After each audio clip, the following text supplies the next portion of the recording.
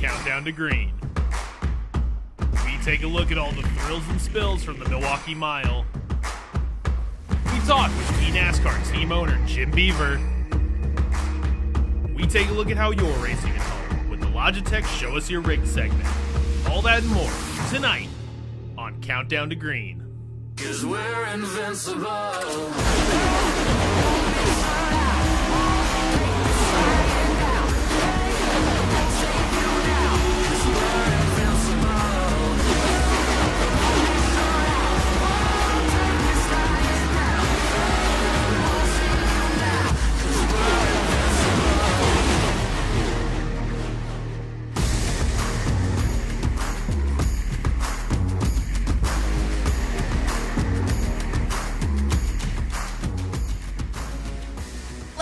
Welcome to the eNASCAR Coca-Cola iRacing Series. This is Countdown to Green. I am your host, Camille Salazar-Hadaway, and joining me, as always, we have Blake McKinless and Alan Cavada. How are you two doing? I'm doing great, Camille, and I'm just so excited for tonight because, Alan, when I think about this racetrack and what it has become, it's another opportunity race. We think about Daytona being a track where any driver can go to and win, and honestly, I think Atlanta's kind of up for the same discussion tonight. You hit the nail on the head, and that's what's so exciting is that it's the first time the series has been here. We were at Atlanta last year, not in this configuration, so this is brand new. It's brand new for the drivers. It's a brand new opportunity. That's what makes this race so exciting tonight. And it's definitely going to bring the heat for all the drivers because it warmed up quite a bit on the Milwaukee Mile. So let's take a look about everything that went down. Pace car to dive down, leaving the field in the hands of Nick Ottinger as we say, let's go racing in the D-Box 100. We have our first caution flag of the night, and it sounds like it may have been Colin Bowden. Very, very quick caution off of that restart. There was a lot of checking up. 14 was loose off of 4, and then the 46 car was there, and yeah, just all accordion as he got punted off to 1. Caution comes out behind. It is an incident involving Jimmy Mullis. Malik Ray to the inside of Nick Ottinger, Kerwin, Conti, Maines, your top 5. They wait for the restart zone. The 7's in control. He holds and waits and gets a great jump to turn 1. 2 of the very best drivers all time in the eNASCAR Coca-Cola iRacing Series gonna put on a battle at the Milwaukee Mile. Conti's got it, Ottinger wants it, and it's really a wash on the gains that time by. The gap is still 2 car lengths with 2 laps to go. White flag in the air one more time from Milwaukee. Michael Conti in his final season, arguably in his most competitive form ever. If he can win this, he'll get a win in 4 straight seasons for the first time in his career. Ottinger tries, but there's nothing left, and Michael Conti gonna come at a turn number 4. Career win number 14 comes at the Milwaukee Mile.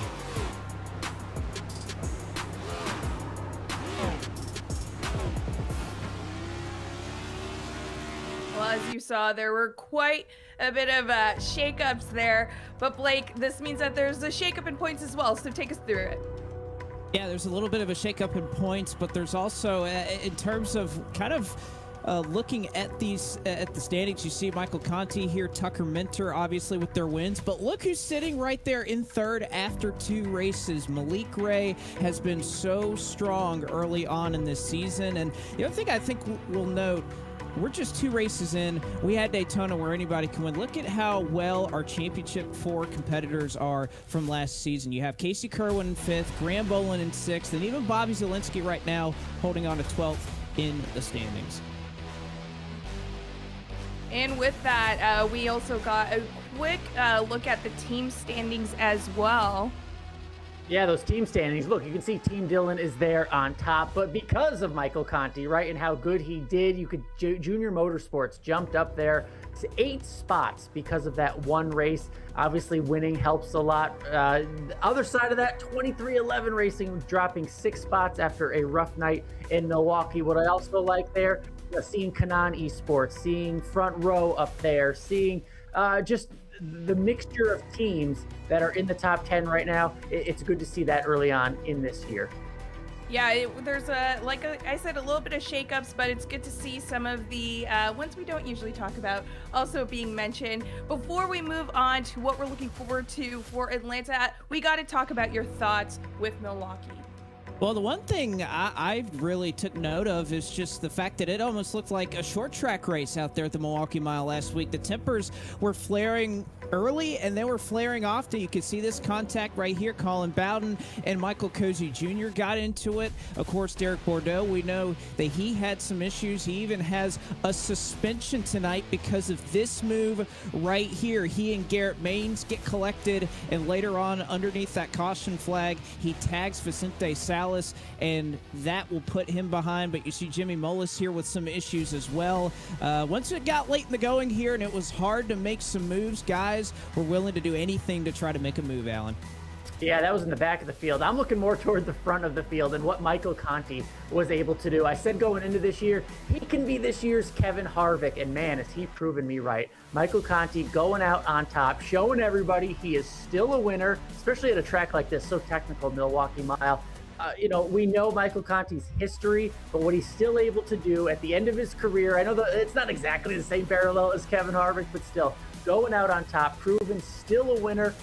And I know there could be some shakeups by the playoffs time, but I firmly believe Michael Conti is going to race for a title this year. Again, just like Kevin Harvick going out on top.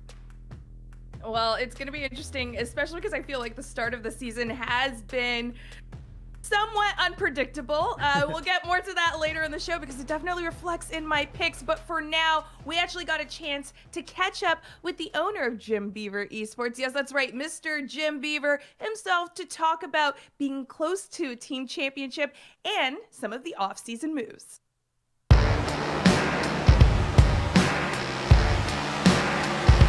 Well, right now, for me, for Jim Beaver, JB15, and Jim Beaver Esports, what keeps us coming back to the Coke Series is that ever-elusive first victory. I swear we have been the bridesmaids more often than not in this series. It is absolutely driving me nuts. My drivers have done a great, phenomenal job. I mean, Malik's having an amazing season. I hate to say a couple races in, but possibly a career year so far. But Malik's doing great. I mean, in the past, between Reynolds and Guest, we've been so eerily close to victories, and just somehow they've eluded us. So right now it's coming back. Last year went down to the wire for the team's championship. It was a nail biter. I feel like, 4 or 5 years in now, it's like we've hit our stride year in, year out. I think everybody else recognizes we're here to play. We work with our drivers. We really do our homework when it comes to signings and things like that. And, man, just the competitiveness of eNASCAR is just crazy how close things are week in and week out. And I guess that's what really keeps me coming back.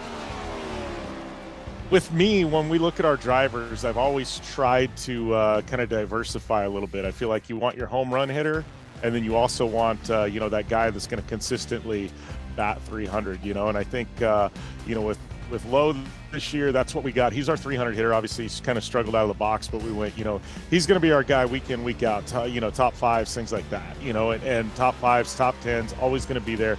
And then Malik, he was our home run hitter. It's like he's, he may strike out a few times, but he's going to come in and hit a home run, a few times a year. And, Malik's hit grand slams the first two weeks of the year so far, or the first two events. So, he's definitely, doing what we were hoping Malik was going to do. And, he's an interesting individual. He's got an amazing social media following, and we wanted to put him in an organization where we felt he could thrive and let Malik be Malik. And I think we were finding that this year that, we're kind of embracing his personality, kind of giving him, letting him do what he wants to do. And I think it's really coming back tenfold. And, and I think, with Lowe, we're going to see some great things from him this year. And, that's kind of how we've approached this season. And we do every year. It's like we want two completely different drivers and that both bring different things to the table.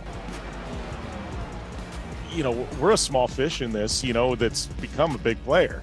Very fortunate enough. Matt and Chris behind the scenes with my organization just work their tail off, on the media and the marketing side of things. But, I think it's really important for me because we're in there with some of the biggest names in motorsports globally, and here's our little team. Somehow we found a way to be competitive with teams that are much, much larger with a lot more resources than we have. So, to me, that team's championship is important.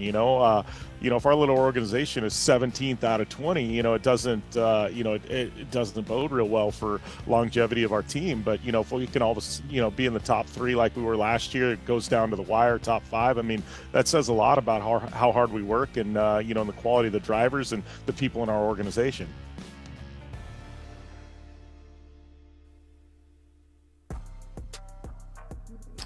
I love that. I love an engaged owner like Jim Beaver. I love to see them having success because he is so engaged, and he's right about Malik. I mean, hitting home runs, being at the top of the point standings, that's awesome no matter what time of the season. But to start off strong so early, then have another good track you could have tonight, that's great for that team.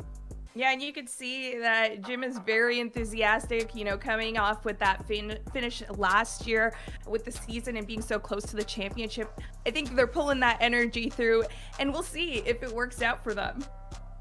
We'll see if it will. But, Camille, one thing that we've been kind of looking and kind of looking back on when it comes to this series is looking back through the history of the Contender Series. And our crew did a great job looking at the success that can potentially come from drivers who move up from the Contender Series and particularly finishing in the top 3. We wanted to see, is there really a correlation between performance down one level and whether these drivers can make it happen in the eNASCAR Coca-Cola iRacing series? You can see right there Joey Brown, 2 wins this past year as he got back into the series. Jordy Lopez Jr. with 3 top 3s and Alan Bowes with 1 win. But in the entire history of the Contender Series, only 4 drivers have ever finished up there twice. Now, again, mind you, this is including relegation, but Ray Alfala, somebody that you may have heard of named Josh Berry, has done it a couple of times.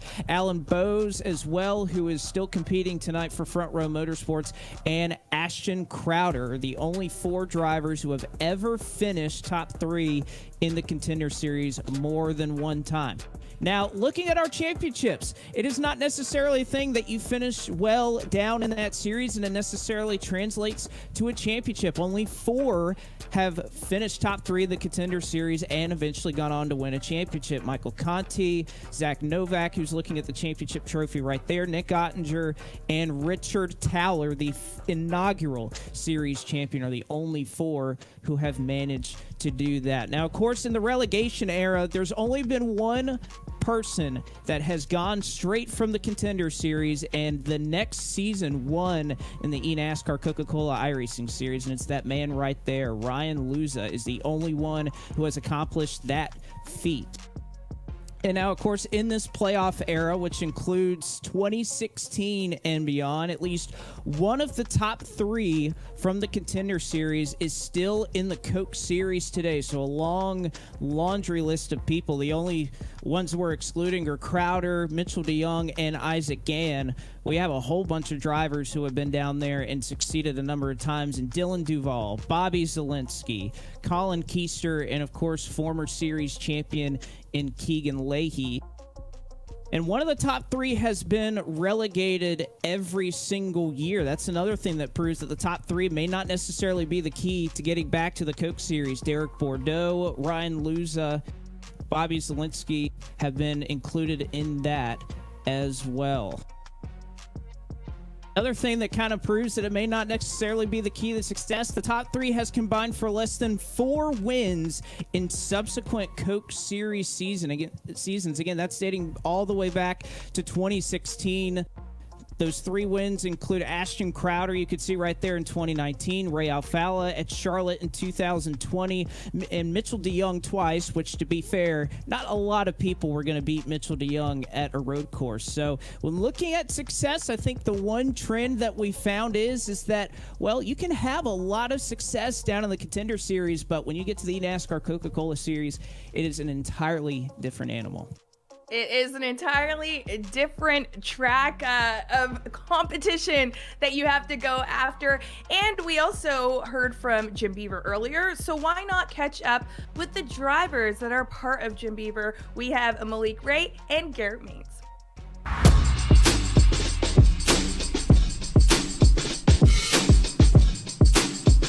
So I'll be joining Jim Beaver Esports for 2023 season. Jim Beaver and his whole group have been a long-standing background team of mine. I worked with a bunch of their guys back in the day when I was running the iRacing Rallycross World Championship Series. So to be back with them in a halfway way is pretty cool. I've heard that Jim's a pretty nice individual, and I know that he treats his players very well because I had a teammate that was there last year. So I know that he's good people and whatnot. And my goal for this year is to win at Atlanta. I feel like I'm pretty good at play racing at the new Atlanta. It's kind of like the same thing. So I feel like I'll do good at each of those tracks as long as I don't get wrecked, which is a big part of it. I think you can definitely expect me to be back in victory lane in 2023. I'm one of the hardest working guys in the series. I think most people are definitely aware of that. And we have a really good group behind us this year supporting our Jim Beaver car. So we're going to have a really strong year, and I'm looking forward to putting a few wins in the checkbox. My secret to victory this season is just going to be hard work and dedication. Well, see, the thing is I haven't won a race yet, so I can't tell you. I haven't won a race. So I can't tell you what's the secret because I hadn't even won yet. If I could say that if there is a secret, it would probably be to just, you have to qualify up front because our races are a lot shorter now. They're like at 80 and 90 laps, and they used to be 150, 160. So normally we'll take the green flag at like 9:08 and the race is done by 10:15. So you kind of have to, be on top of your stuff the whole race. I think my biggest rival this season is probably going to be my teammate Malik Ray, just because we have such an interesting dynamic. I don't think any other team in the series has two guys that are quite so different personalities, with Malik being very outgoing and me being a little bit more on the reserve side. So having those two dynamics ought to be a little interesting, but I think it'll make us good rivals on track. Jordy Lopez, the man that is behind the camera sitting to your right. He talks a lot of junk, and sometimes he does not back it up. There has been some cases of where he has, but 9 times out of 10, he does not. So that's why I'm just happy that he's now in the series. So now there's no excuses, because I used to give him crap for not being in the series, and now he's finally in it. If I was to make it to Homestead in the Final Four, it'd be great.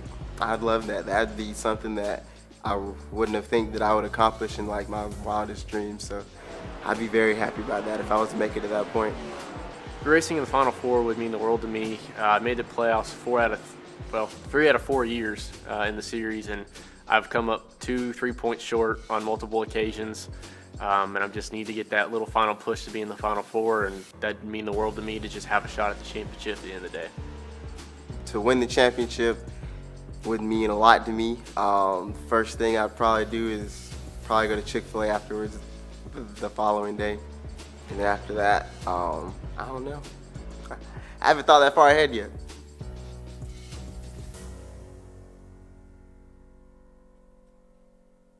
Hey, if Malik wins, I'm going with you to Chick-fil-A, and you're paying, buddy. But great interview there. I love those teammates. I love the personality. And I love sneakily what Garrett said. His biggest competition may be his teammate. Maybe they face off for a championship later this year. That'll be pretty fun. Well, I think that's the best way to look at it. Fried chicken and all. Keep your eye on the goal. But for now, you know what I love? You both know this. That is right. I love to see everyone's rigs at home. It is time for Show Us Your Rigs. This is brought to you by partners at Logitech, with our first rig coming from Nate. Nate is an eNASCAR College iRacing Series driver as well. And let's just say the monitors don't lie. That's beautiful. That's beautiful, Nate, especially if that's at college. I mean, I envy your dorm room there. Look at this from Paul. Look at this desktop setup from Paul. I mean, whatever it takes to get on the track. I love it. Yeah, and you even got the Xbox controller there.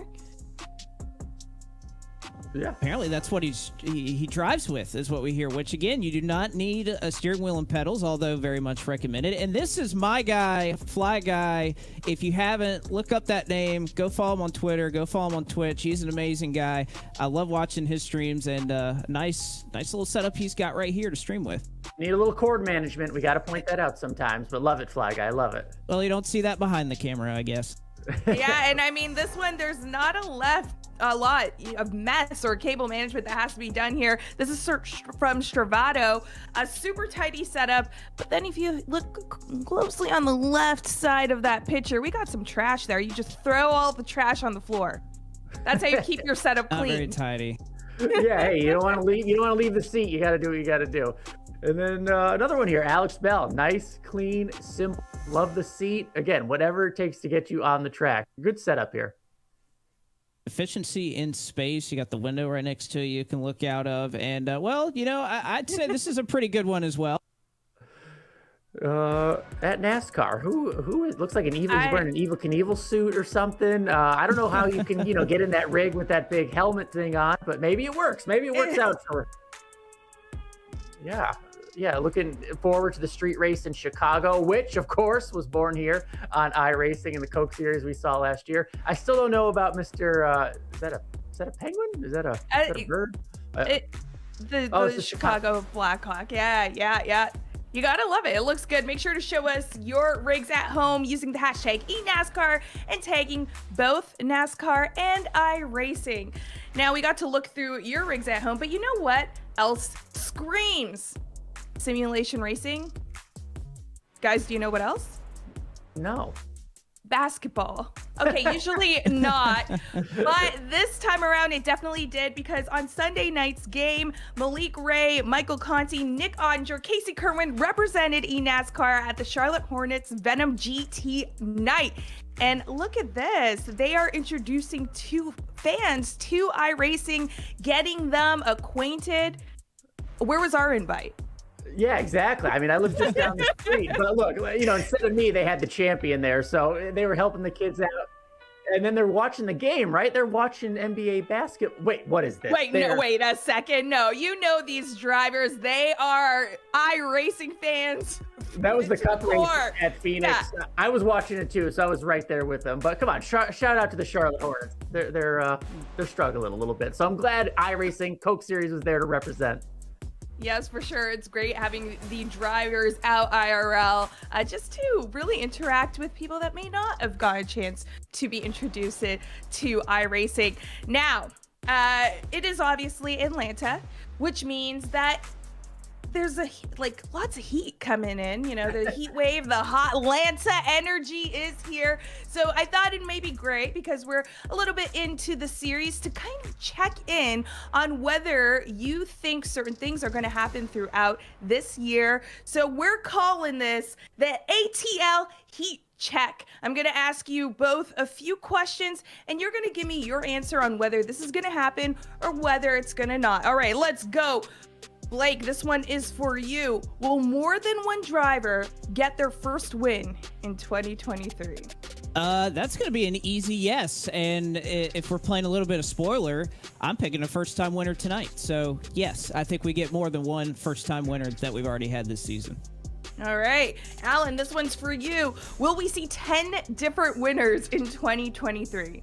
I'm going to say yes, because last year I said no, and I was wrong. So I want to be right this year. More than 10 winners, another great playoff battle, because winning may not guarantee you a playoff spot. Okay, Blake, this one's a tough one. Will Bobby Z make Championship 4 in 2023? I'm only going to say it not because I don't believe in Bobby, but I just think the competition is so good. I'm going to go with no. It is tough to get back to the Championship 4. I know he's done it a lot in his career, but it's a tough thing to do. So I'm going to say no this year for Bobby Z. I felt the chills with that one. That one was cold as ice. Blake, all right, Alan, for you, are we going to see Casey Kerwin again as a repeat championship winner?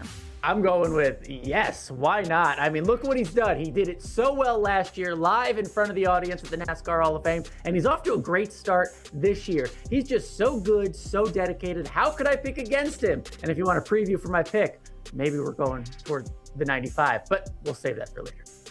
Okay, Blake, we heard that Alan is definitely rooting for Casey, but do you see a repeat winner for this year? Yeah, I think we do see a repeat winner. Heck, Michael Conti's already won his second race of the year. I think he's a pretty good contender to repeat for a win. As many winners as we get, I still think we'll have a couple that are able to do it multiple times. All right, and with that, Alan, you're going to take this question home. Are we going to see a rookie make it to Championship 4? No, absolutely not. I'm not hating on the rookies, but this is the Coke Series. It's supposed to be hard. It's supposed to be hard for rookies. It's supposed to be hard for first-timers just getting up here. No, there's too much talent already staying here that didn't get relegated. No rookies in the Final Four. All right, there were some pretty hot takes in there, and obviously it is hot Atlanta, so we got to take a look at the track. Blake, take us through. Let's take you through Atlanta Motor Speedway. Again, this has been repaved and is a new configuration of this racetrack, and the banking here is tall. 28 degrees of banking, only 5 on the straightaways. The shape of this racetrack for the most part has not changed, but they have narrowed it up a little bit, added a lot of banking, and again, I think it's going to like it in itself to Daytona. You saw Steven Wilson won last year, but again, that was on an entirely different configuration of this racetrack. We'll take a look here in a lap around Atlanta Motor Speedway. Notice the tri-oval is going to be a trouble spot for these cars that are really sketchy because they have trimmed these things out. They are fast because of the amount of banking that you see right here, 28 degrees, and you're pretty much wide open. Look at that throttle there in the top left-hand part of your screen. That is all the way down to the floor. These cars are trimmed out. They are ready to go fast.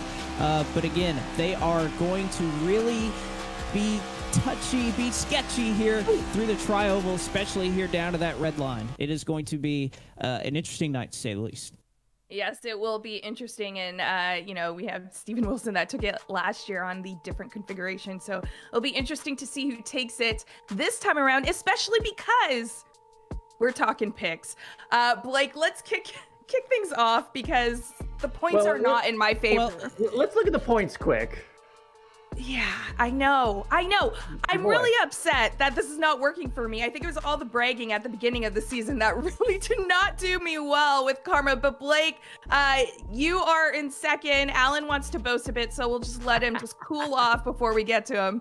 Well, if it makes you feel any better, Camille, you couldn't have done worse. But as far as my pick for tonight, I am going to go with a first-time winner tonight. He's leading the points right now. I think a track like this is right up his alley. I'm going to take Malik Radic, finally get it done and get the victory lane. Oh, good pick. That'd be a fun pick. And Camille, just a reminder, this isn't golf. You want a high score. You don't want the low score. This is racing. You want the high score. So I'm going with Steady Eddie. New track, new scenario, right? Who do we go with? We know who's good. Casey Kerwin, the champ, started off in Daytona. Probably should have won there. Didn't, has a good race in Milwaukee. Steady Eddie, Casey Kerwin for the win tonight. All right, some harsh words from the both of you, but guess what? I'm going to channel that energy, and I'm going to choose Casey Kerwin. Go for what I know. So, Alan, you better hope that my bad luck does not come for your points as well. Oh, I hope not. Because you should play the lottery. Getting 2 points in the first 2 races, I mean, that's got to be 1 in a million shot. Yes, it is 1 in a million, but please let it end tonight because we got a race ahead of us. This is Atlanta. Alan, Blake, thank you so much. Be sure to continue watching right after this break as we get to the track.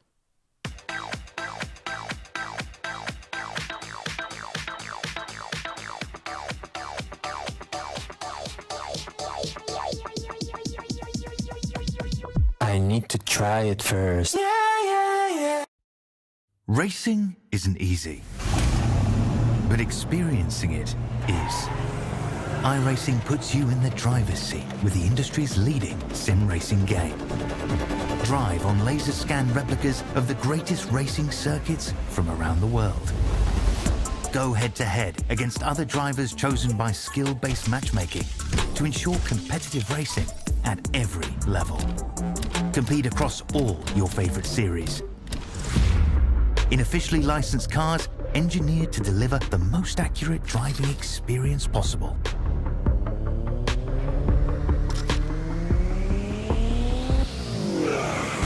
Join a race or host your own with players from across the globe. Race against the computer or in a league with friends. Feel the thrill behind the wheel. Visit iRacing.com.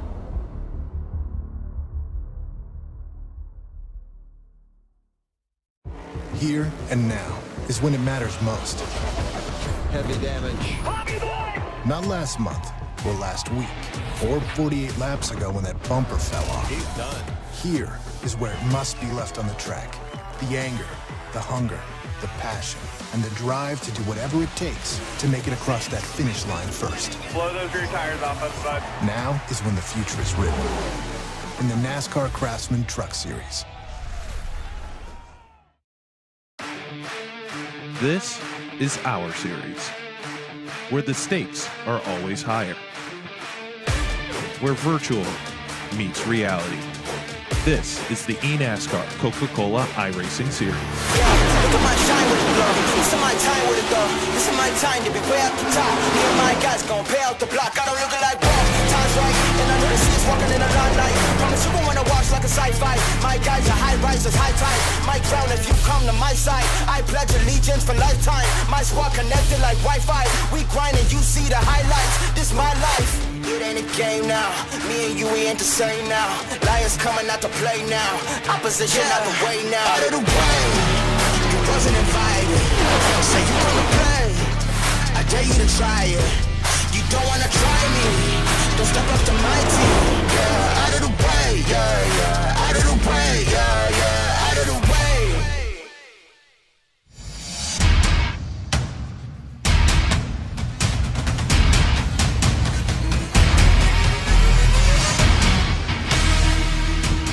The road to $300,000 speeds through Hotlanta at iRacing's virtual Atlanta Motor Speedway, where we say good evening, sim racing fans, and welcome to round 3 of the 2023 eNASCAR Coca-Cola iRacing Series.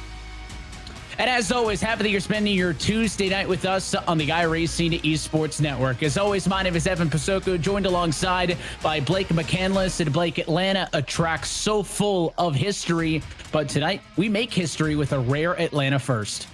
That is true, Evan. Again, you think all the way back to the 1990s and how much change this racetrack has gone through. It was known as being worn out and slick, and we even had that in the series last year, but we throw all that out the window now. It is a new version of Atlanta, and with that is a brand new opportunity for a lot of drivers to really continue to make an early season push to put themselves in contention for this championship.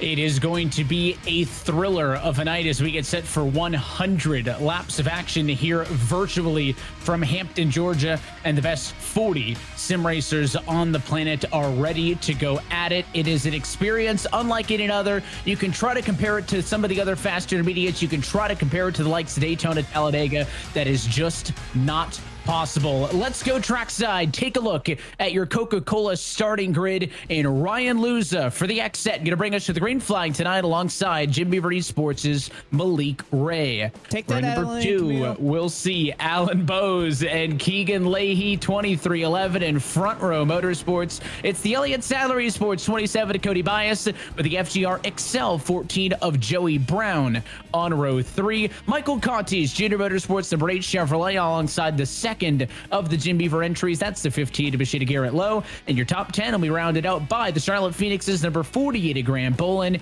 and Team Dillon Esports' Tucker Minter.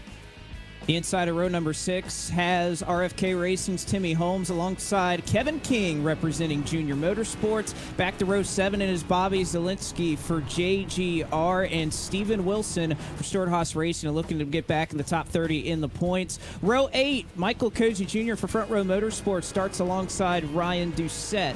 Those black and yellow colors will try to get up front.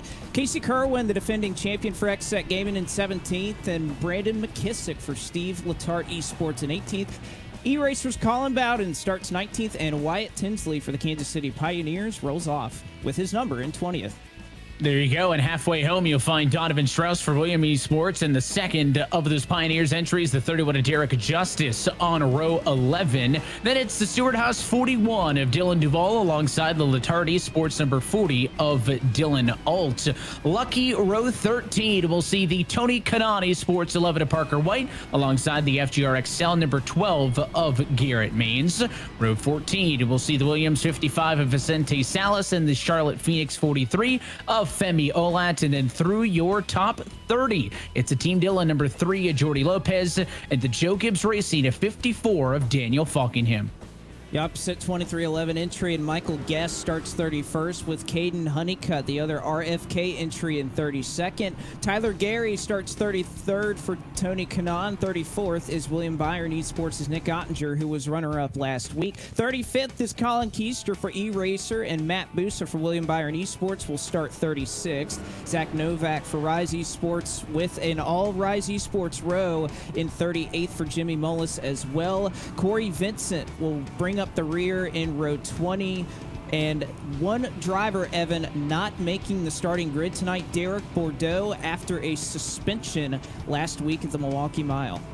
Heard you guys talk about that one on Countdown to Green. Going to be a tough week for him to miss out on. Let's dial up the driver of the number 4 Chevrolet. Ryan Luza is on the pole tonight. You're with him, Blake.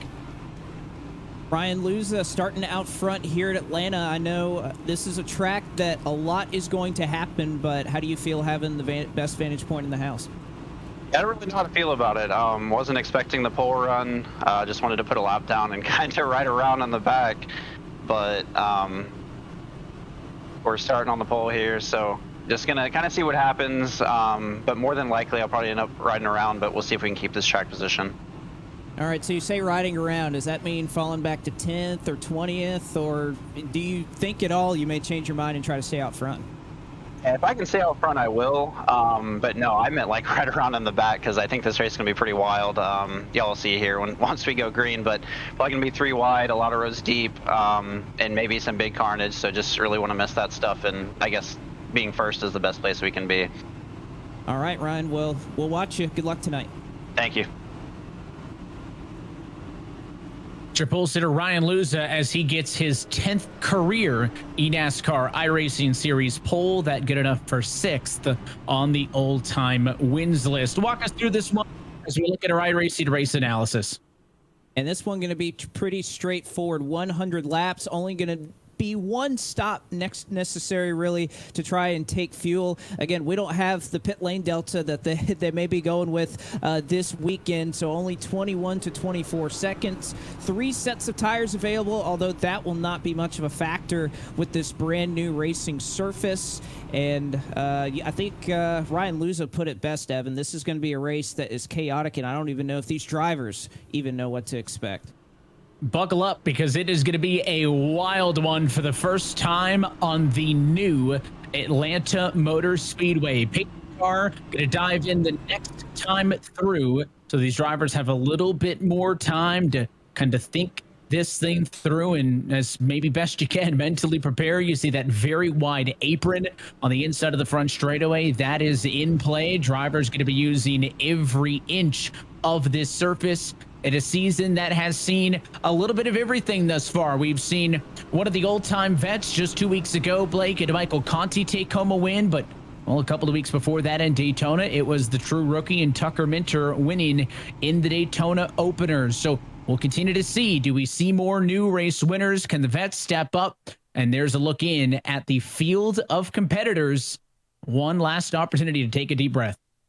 Relatively calm right now. You can see everybody kind of stretching out, getting those last couple of brief moments in before they really lock in here for the next 100 laps. And that is what it is going to take, a ton of focus. These teams, these spotters that many of these drivers have, going to have a lot of communication tonight with which lanes are moving, what line you want to run, and of course anything that could happen in a moment's notice in front of you. Going to be a lot to have to worry about. So 39 cars strong, ready to go for the 3rd race of this 18-round championship. A couple of unique racetracks coming up in a few weeks. Richmond, the first trip to the road course in Italy at Monza. A plate race truly at Talladega, but tonight, a big unknown. Pace car down and infield in the hands of the number 4 Chevrolet of Ryan Luza. For the first time, we say, let's go racing at the new Atlanta Motor Speedway.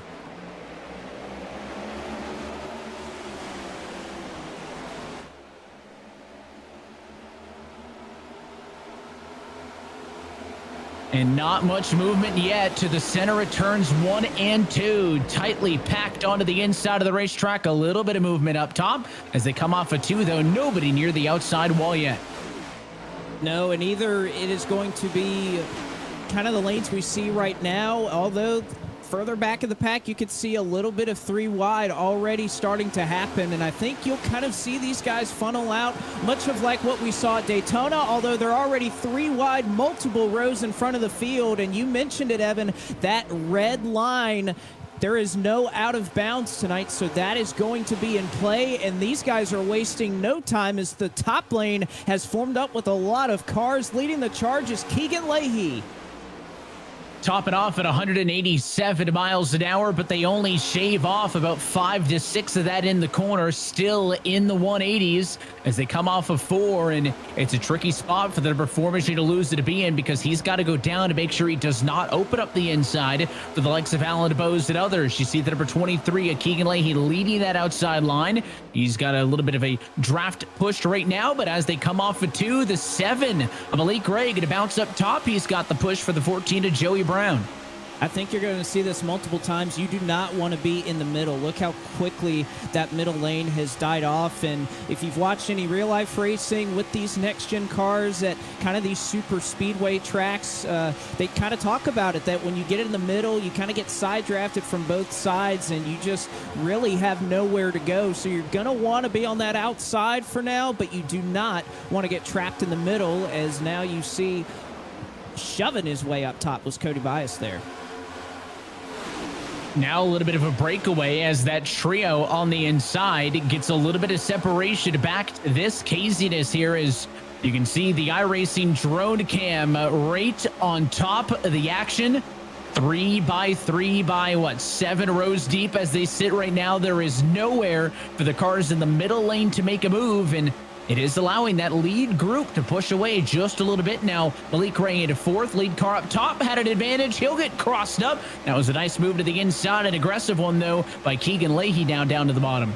Well, and I think the last place you'd want to be is on that bottom, as you see everybody kind of cutting the dog leg here. No, Keegan Leahy slides through. They're 4 wide. Graham is beneath the apron, and they make 4 wide work. I don't know how in the world that was not a large crash, but what a drive right there by Graham Boland to collect it on the flat and safely re-emerge back on the racetrack. That is incredible. Yeah, that was the key, right? They survived the first little bit, but then blending back up mid-corner was what I thought was going to end it for sure, but somehow they all hang on. Not for lack of trying, though. Some sketchy opening laps here in Atlanta, and what that did was break up the gridlock of 3 by 3. All that checking up and all of those near misses really evaporated that large group that we had, and now there's a lot of single file. Maybe that'll give it an opportunity to catch these 3. Luza, Bose, and Conti have done everything but go too wide. They've stuck together, single file on the bottom, and it has given them almost a 1-second advantage over P4 on back right now. This is kind of reminiscent of what I think of a couple years ago at Talladega, when we had a group of about 7 or 8 cars that were able to break away from the entire field just because they saw everything going on behind them. They decided to stay committed to one another, and you could see the end result right here. Luza still out front, Alan Bose tucked in with him, Michael Conti. He probably couldn't make a move if he wanted to because he has nobody behind him. We know these next-gen cars take a lot in numbers to try and make a move, but the rest of the field kind of has to sort themselves out because they are continuing to make up time here in this front pack. They're a little bit faster, at least they were that last time, than that second pack. So if they want a chance to catch them, they got to sort things out pretty quickly. Right now, it's pretty stagnant, no gains or losses. You can see that snake accordion effect as they kind of cut the 2 dog legs here at Atlanta Motor Speedway. We talk about this newest configuration of Atlanta. Those dog legs once upon a time was the new Atlanta Motor Speedway when it was reconfigured from its original oval layout. As you can see lap traffic at the bottom, they're going to work their way around the 40 of Dylan Alt. He's going to drop a lap down in 39th position. And there's a look off of the back end of P3 runner Michael Conti. A second advantage no longer. Here comes the number 7 Ford, and it's a trio of blue ovals trying to make a move. Malik Ray going to look to the outside, but Conti using the mirror. He wants that to push to his own advantage. So does Bose, so does Luza, so they all moved up to the top. They're all pushing and shoving each other. All it takes is one bad bump, and all of this is going to come raveling down, as you can see the amount of separation and the fact that 23rd on back is about 2.5 seconds behind this pack. So they are, I think, patiently waiting for something to happen up here, for the fuse to be lit, if you will. As Alan Bose now to the outside of Ryan Luza, gets a push from Malik Ray, and Bose clear to the race lead. First time Alan Bose has had a taste of that clean air tonight. The outside Magic number 3, cars ahead of the bottom. As they come off of 4, they make a step down to the inside of the racetrack, and now the 12 going to make his own move up top. So now Garrett Maines, the instigator, pushed by the 10 of Steven Wilson, going to keep things gridlocked. It's been a blink of an eye already, 13 laps in of 100, and you can see this lead pack has broken away from 23rd on back. So your lead pack, 22 strong, then a 3.5 second gap to the group on the right-hand side of your screen from 23rd on back. They did make up a lot of time that last lap, and the one thing I'm seeing, though, here, Evan, is the fact that when we get on this front straightaway, the fact that they are allowed to go beneath that red line, there's a banking change there, and it upsets the handling of these cars. That's almost what caused that initial crash that just somehow wasn't a crash with Graham Bolin. But it really sets these guys up to not only, because there's really no clear lane to go down there, there's no clear line, but you can see there's a banking transition when these guys kind of hop down onto the apron, and at some point you have to think that somebody's not going to hit it perfectly right, and we know with these next-gen cars, once you get it a little bit sideways, it's a goner, and it's very, very hard to bring back.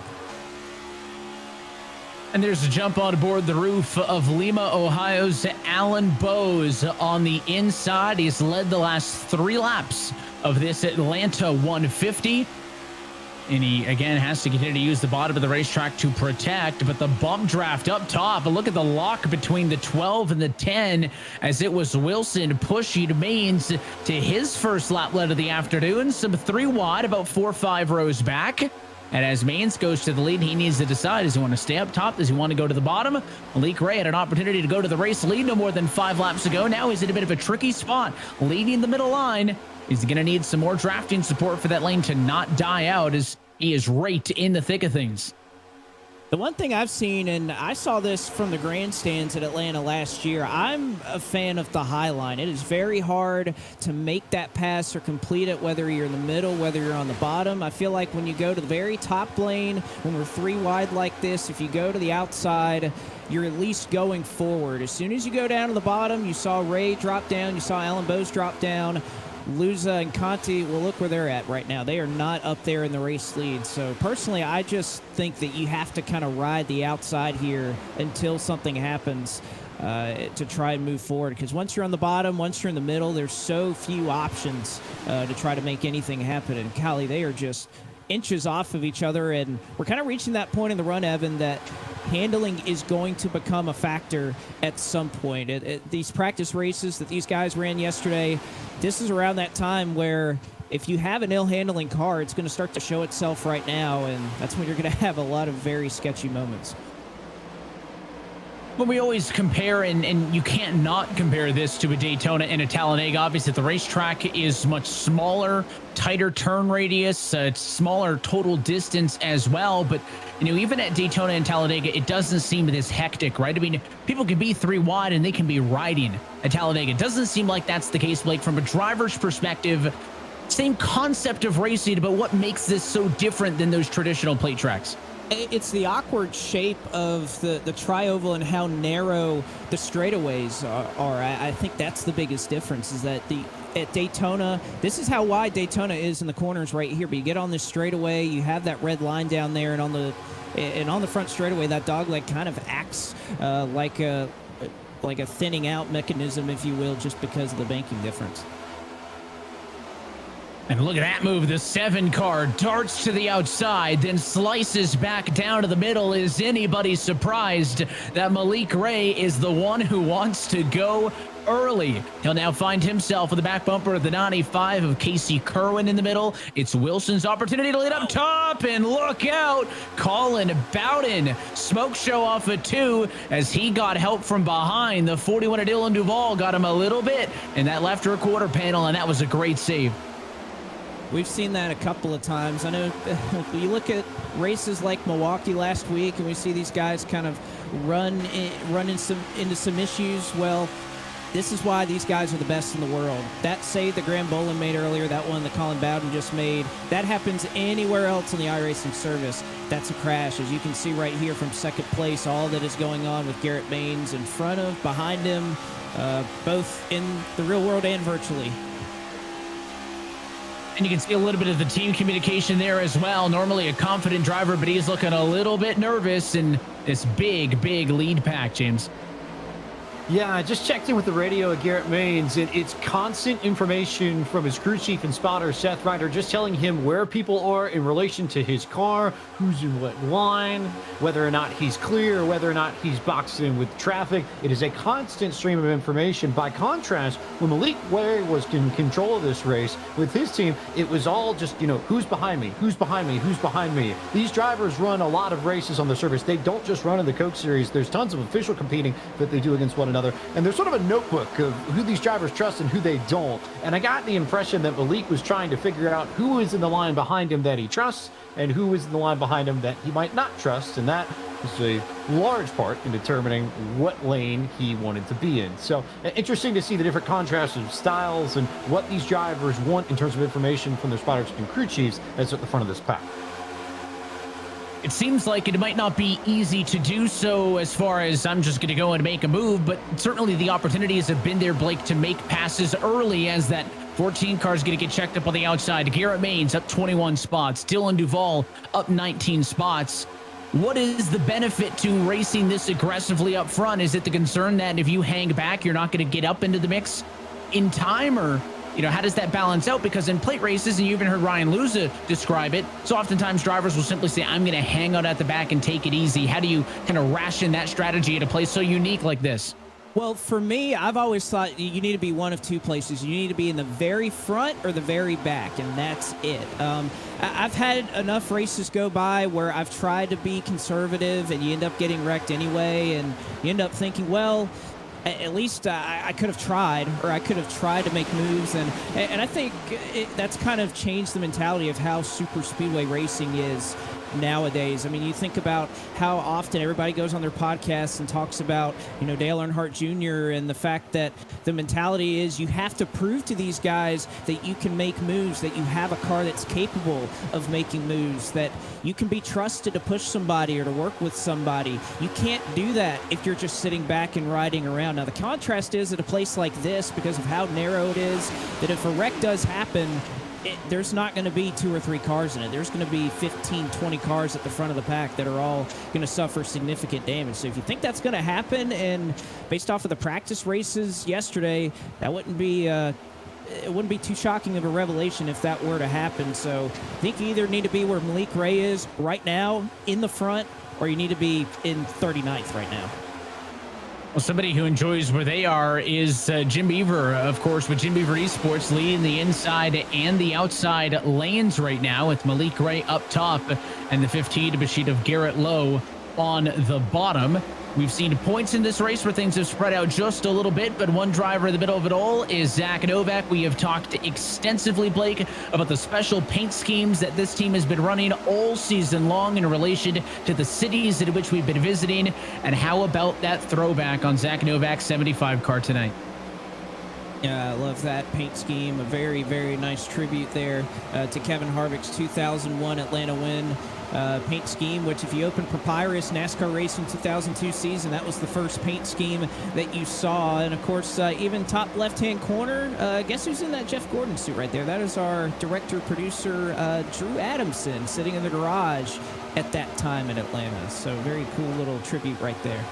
That very race, 2001 Atlanta. It's a heck of a race to be your first at the racetrack. I think a little bit more memorable than mine, which probably was 2013 Las Vegas Spring. I think a Matt Kenseth race win.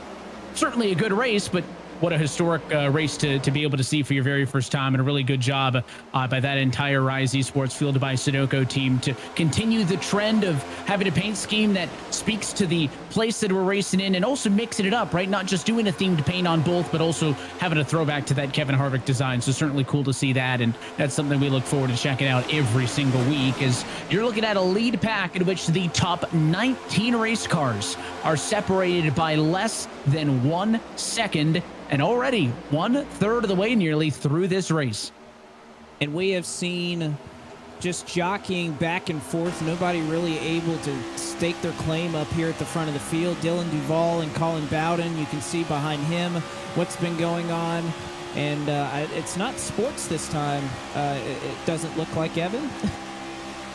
Yeah, I figure, I mean, it's March, so it's got to be something on, but maybe we just got him at a bad time. Maybe we're just on commercial. We'll have to circle back and see what Colin's really watching tonight. But I know what he is watching is his mirror out behind him, because he's in a really good spot, and he is, I don't know, maybe a little bit nervous, right? What is Malik going to do? What Alan Bose is going to do? I mean, that 7 car is always looking for an opportunity to advance his position. And in fact, on that cue, Colin Bowden talking with Malik Ray over the Open Driver radio channel, trying to coordinate kind of what they are going to do on corner exit is that 7 car kind of darted to the middle of the racetrack, and there's a huge shove. Everybody pushing quite aggressively down the tri-oval, off it into the corner. This tri-oval actually make relatively flat compared to, I was going to say other similar intermediate racetracks, can't say that anymore, but a relatively flat tri-oval compared to some other 1.5 mile tracks.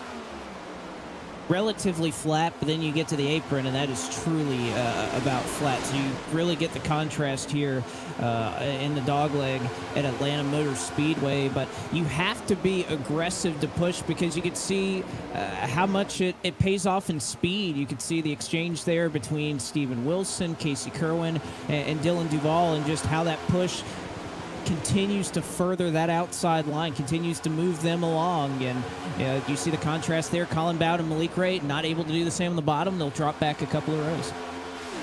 So far, so good at Atlanta. We have had 8 different drivers lead a lap already tonight. Right now, it's Dylan Duval in front of the field, 35 down, 65 to go. A lot of racing left at Atlanta Motor Speedway.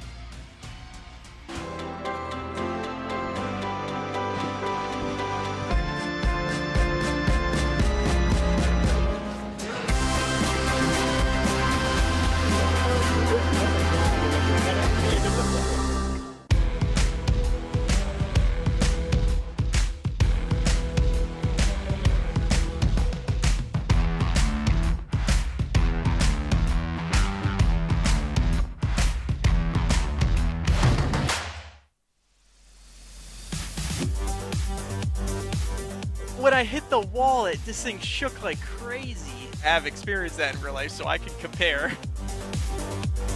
I tend to choose rally games that really put in the actuators through their paces, and they've been holding up really well.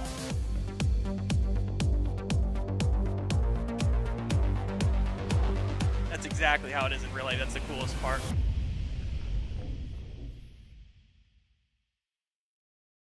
There's a thin line in the NASCAR Xfinity Series between winning and losing, between being the future and being past, between headlines and tailspins, between making history and being it, between the sweet taste of victory and the fumes of defeat. In the NASCAR Xfinity Series, there's a thin line between being a name they know and being a name they'll never forget.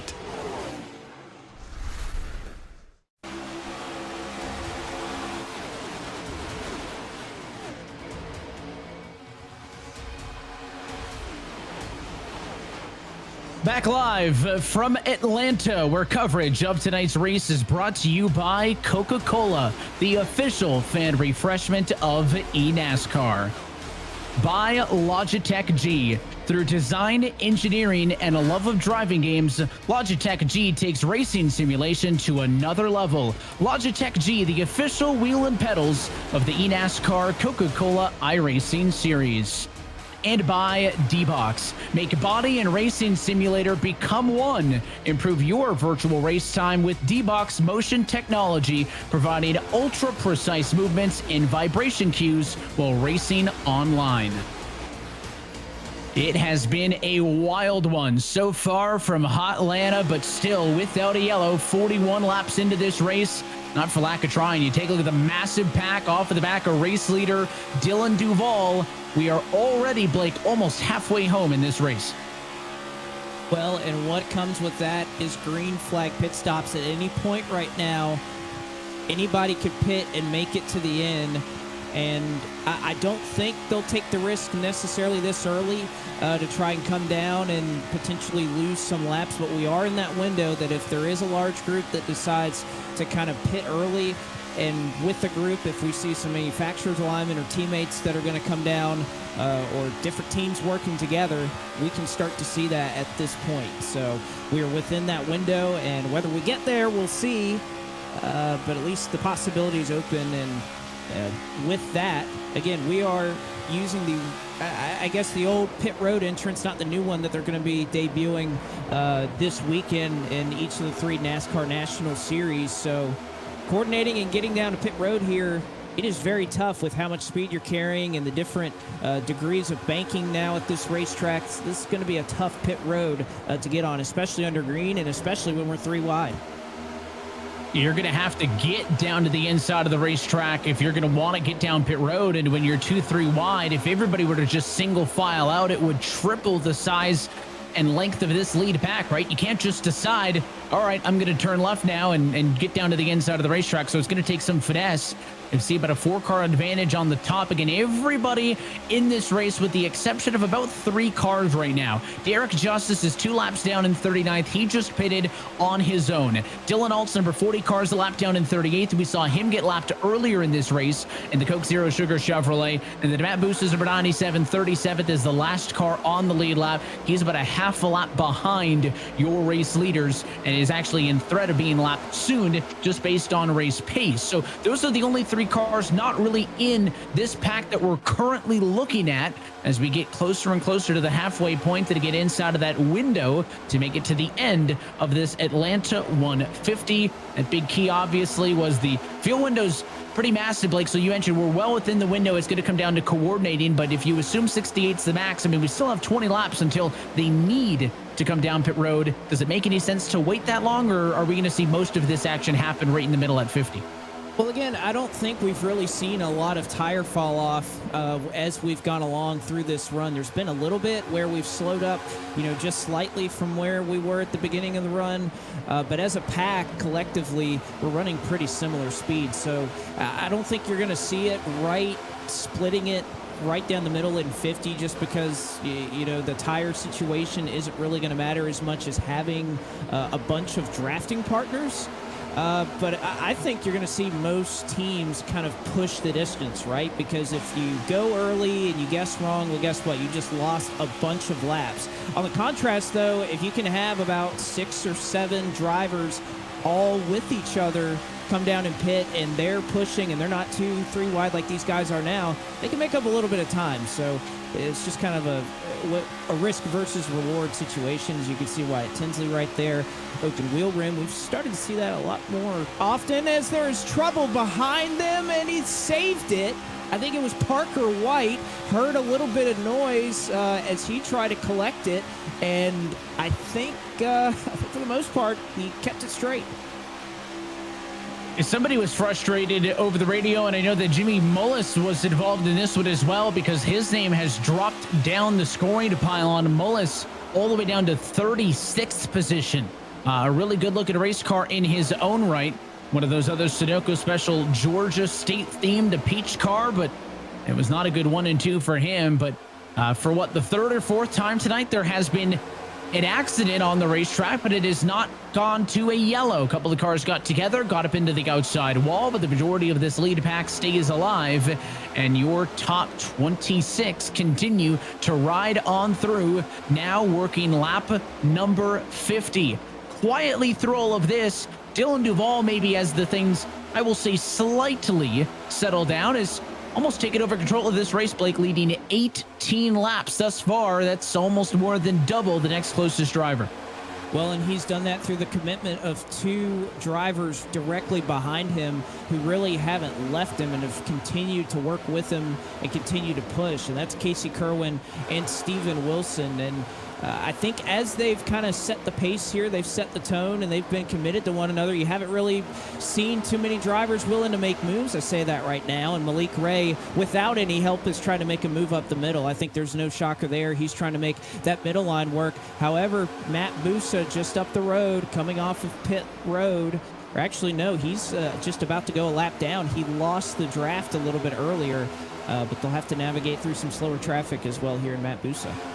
Yeah, I mentioned he was that third car that was kind of out of the picture. At that time, he was a half a lap behind. Well, you could make it a whole lap behind now. However, Colin Bowden opts not to go to the middle to try to go around the 97, and it's a pretty smart move just to park the bus if you're Matt Busa on the bottom and basically get assimilated into this lead pack. They've kind of taken him up as one of their own, and now he's right there drafting alongside the race leader. This gives Busa a good track position opportunity to either A, actually be technically still on the lead lap if his nose could be in front of the 41, or at minimum, the first car one lap down in a lucky dog if an incident were to come out. So obvious strategy move here by Matt Busa to try to kind of lock in with this lead pack, hoping for a yellow, because again, you mentioned no issues for him, just lost the draft, and he's trickled all the way down. Last car on the lead lap right now, P36, but now in the draft, so he's not going to continue to lose more time.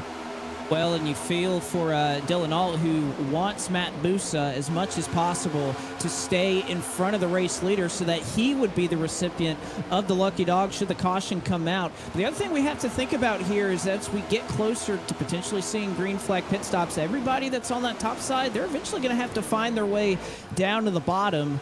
So it'll be interesting to see how they try to do that, how early they do it, if they try to do it 1 or 2 laps before. And if you're on the bottom side, you're not just going to give it to them. You're going to make them kind of work their way down to the bottom. So we'll see how strong they can hold it. However, the top just has such a run right now. I don't think Busa is really working very well right here with Bowden is now up the middle. Here comes the 43. That's Femi Olot. He won a Daytona last year, so he knows a thing or two about winning in this package.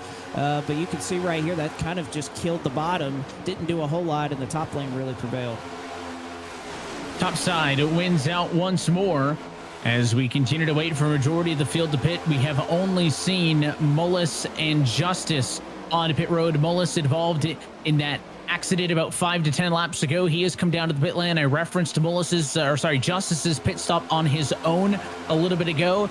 Nobody else has yet to come down, and it's always the green flag cycle of pit stops that breaks up the big pack, right? Happens at Daytona, happens at Talladega. Everybody can stay together, and then if you don't execute on the pit lane, that's when a 20-car group becomes a 10-car group. Will that happen tonight at Atlanta? We'll have to wait and see, and they are really making us wait, but I just find it super impressive, Blake. In the some 30 minutes since the green flag dropped, we have not seen this lead pack break up much at all. And even on the rare instances where a little bit of a scare shuffled things up, they got right back up and on the wheel quick. And really impressive driving, even with those close calls, for the very talented drivers in this field to be able to race this close for this many laps consecutively.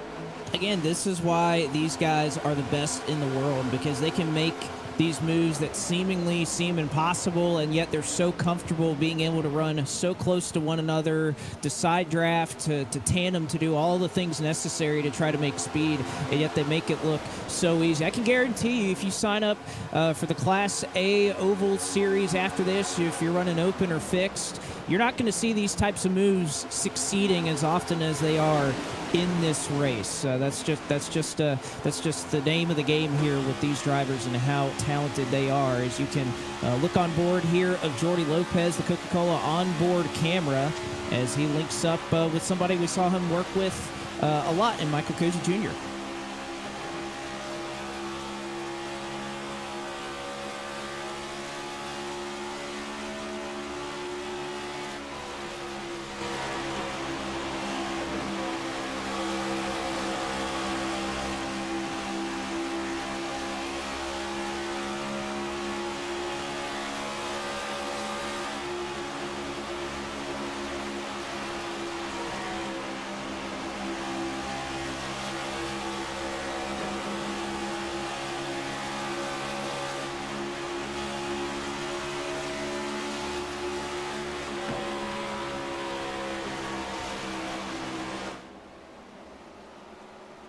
Pretty calm, I would say, all things considered, as he rides almost at the very end of that inside line. Second to last car, hard to miss that Coca-Cola machine from way up top. You see the 3 car towards the rear of this group, but it also gave you a good perspective of just how much horizontal movement up or down is happening in front of him. And now if you're at the back, you kind of have to be watching for openings and or cars facing the wrong direction, because even at the back of the lead pack, again, any kind of incident's going to swallow up a lot of them. And I don't know how safe I'd feel there, but he is in touch with the lead pack. That is the objective. The lead pack stays 26 cars strong. A little bit of discombobulation in the back third here. Some 3 wide. The 18 to Bashida Bobby Zelensky in the middle. Good look at VRS colors this week on that Toyota Camry.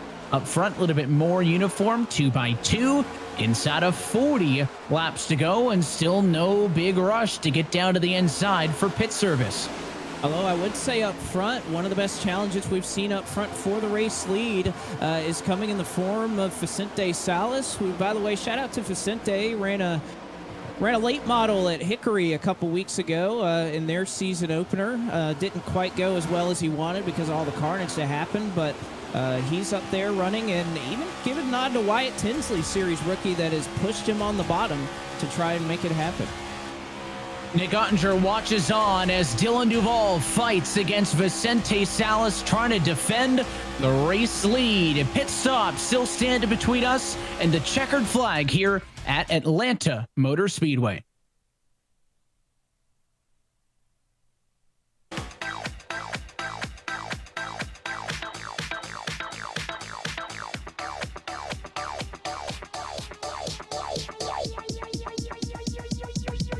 I need to try it first.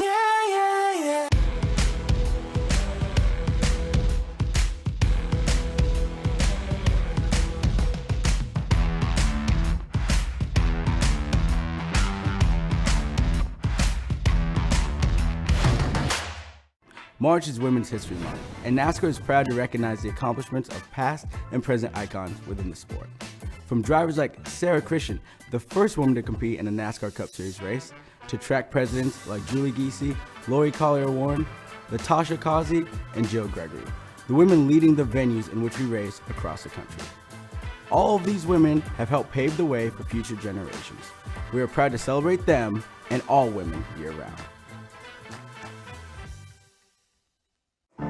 Much has changed over our 75 years, but the thing that never does, the anticipation, the holding of breath until that first green flag drops and the crazy journey begins all over again. If you could travel 75 years from now, you might not recognize much at all.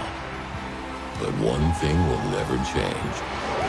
That feeling you get when the race begins again.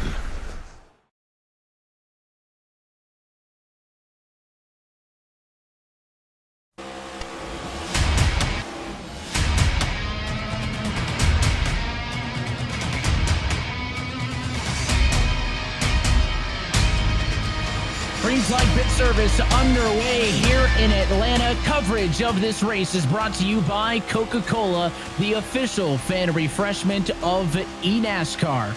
By Logitech. Through design, engineering, and a love of driving games, Logitech G takes racing simulation to another level. Logitech G, the official wheel and pedals of the eNASCAR Coca-Cola iRacing series. And by NASCAR. March is Women's History Month, and eNASCAR is proud to recognize the accomplishments of past and present women within the sport. The contributions made by these women to the sport should be celebrated as they help fuel NASCAR's past, present, and future. And the green flag pit stops, Blake, have fueled a shakeup in this race. You saw it on the side-by-side coverage. I don't think a single group made it into pit road without something. Cars sliding into each other, tires locked up, missing pit road, off and into the grass. And through all of that, Dylan Duval continues to lead this race. Well, and through all of that, no caution flag being thrown, as all of it was beneath the apron, off the racing surface. And what that does is exactly what you see right here. It has allowed a group, it's usually about 15 or 20 cars or so that are able to kind of figure things out, has found their way up front. We saw this at Daytona, if you can remember a couple weeks ago. You see the last group with Nick Ottinger, Michael Conti, and one more in Dylan Duval, or excuse me, that's Busa, making their way back onto the racetrack to try and catch up to this lead group. But it looks like it's going to be about 10 or 15 or so strong of cars that are on the lead lap that will make up this lead pack for now. Now, whether everybody else can run them down, we'll see. But that's the problem. There's only 31 laps to go with everybody pitting so late. You weren't going to make up as much time as, oh man, Colin Bowden was about dead to rights there on a push from Keegan Leahy. We've seen that a couple times tonight. Bowden has been very nervous about some of the pushes he's received off the corner, at times by Malik Ray, that time by a 23 machine to Keegan Leahy behind him. All the drivers who had outstanding pit service to complete, including Nick Ottinger, have since done so. Ottinger led a couple of laps up front. He cycles back in an 18th position, and you are now looking at your lead pack. Despite all of that chaos, you'd think certainly it would fracture this lead pack. Still 17 cars in that one shot right there. And it is tough if you are that Jim Beaver esports car that is all the way shoved out 3 wide. Garrett Lowe and Malik Ray. Again, we talked about how strong this team has run so far today. Lopez, a slide across the nose of Dylan Wilson. He ends up saving it. But up front, you have 3 drivers who have worked together across the service in a number of races. And Dylan Duval, Malik Ray, and Casey Kerwin. Kerwin, it's amazing. We go to so many different types of racetracks, and yet Kerwin is finding his way up here as Bowden slides up the racetrack after a shove from Jordy Lopez, and Bowden has been loose this entire race, and he's been making it work, but I don't know how much longer he can do it. There's a good onboard look with Stephen Wilson. You can see all those kind of sharp wheel inputs as he tries to get that race car around the racetrack as quick as possible, and also tries to find a gap. Does he dare go to the inside there? It's Bowden on the bottom. It's the 15 to Garrett Lowe up top. Wilson still piloting kind of that third lane, trying to make the middle work. Now he'll swing to the outside of number 3 of Jordy Lopez, and man, is it getting aggressive, and all of a sudden now Bowden forced to the middle, and the 3 car going to cut him off on the inside. Again, Bowden made a move right there. Lopez nearly shoved up in front of him. And it is, these drivers are continuing to get more aggressive on when they throw those blocks, when they decide to jump into another lane. All that temperature getting turned up here. And if you're one of those drivers who through the cycle didn't necessarily have a good pit cycle, you are praying that somehow they are going to wreck up here. And again, with how aggressive these moves are getting, it wouldn't shock me if that were to happen. Feels like a matter of time, but admittedly it's felt that way for 45 minutes since we started this race. Yet they race on. Corey Vincent on the inside of the racetrack. The number 2 Toyota scored at a 15th right now. He's in a pack of 5 Toyotas all around him, but it's difficult to make some moves. Femi Olat, also one of the drivers in the Bowden there hard to the goes. outside wall in turn number 1 as he threw one last block that he couldn't quite hold as Wilson shoved him into the fence, and somehow out of all that, it's really him. And then look at Caden Honeycutt, barely gets clipped at the tail end of it. Eventually, the balloon's only going to grow and grow and grow until it pops, and it finally did, as Colin Bowden was sent into the outside wall. Miraculously, a relatively small accident, all things considered, because that number 69 Chevrolet stayed on the outside of the wall for a long, long time until late in the accident. It looked like it collected Caden Honeycutt. We'll wait for the second look to get all the details, but you're right. I mean, we talked about dancing between the middle lane, going down to the inside, and certainly looked like it was one of those shots on corner entry that finally just went too far. Yeah, and again, I don't think Wilson there is trying to push. I don't think Bowden throws a bad block. It's just one of those cases that everything funnels up, and eventually when it happens enough times where there's a huge difference in speed and everybody's trying to shove each other, there's at least one shove out of the hundreds that have been going on tonight that is just going to get that driver a little bit too much out of shape.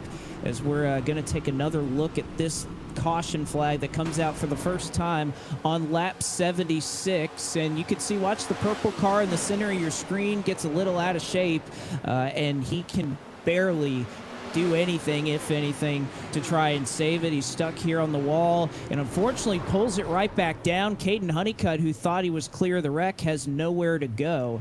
And that is tough for Caden Honeycutt, who just cannot seem to find a break, not only last year, but this year in this series, as I'm sure he thought Bowden was going to keep it up there by the wall.